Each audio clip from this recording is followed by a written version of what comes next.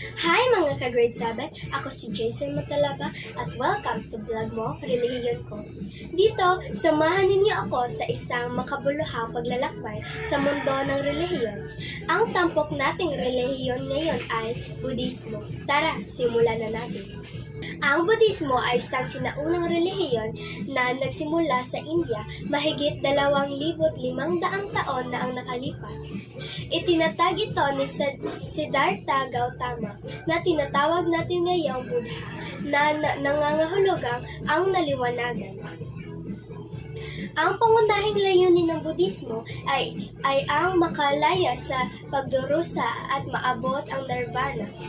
Sa bansang gaya ng Thailand, Myanmar, Cambodia, Laos at Vietnam, malalim ang epekto ng Budismo sa kanilang kultura at pamumuhay. Halos lahat ng Thai lalaki ay nagiging mongko kahit ilang linggo sa kanilang buhay bilang bahagi ng tradisyon.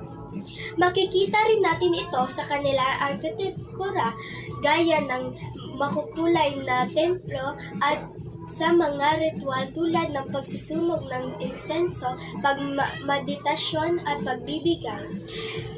Isa sa mga kilalang pagdiriwang ay ang Vesak. Bilang isang mag-aaral, humahanga ako sa Budismo dahil sa turo nito maging mahinahon, maunawain at gumawa ng kabutihan. Nakaka-inspire ang prinsipyo ng karma at ang ideya na ang ating kilos ay may epekto sa hinaharap natin. Iyon po ang aking munting paglalakbay sa mundo ng Budismo. Sana ay may natutunan kayo. Kayo naman, ano ang relihiyon ang gusto ninyong mas makilala? Mag-comment lang at huwag makalimutang i-like at i-share ang vlog na ito. Kita-kits ulit sa vlog ko, Relihiyon.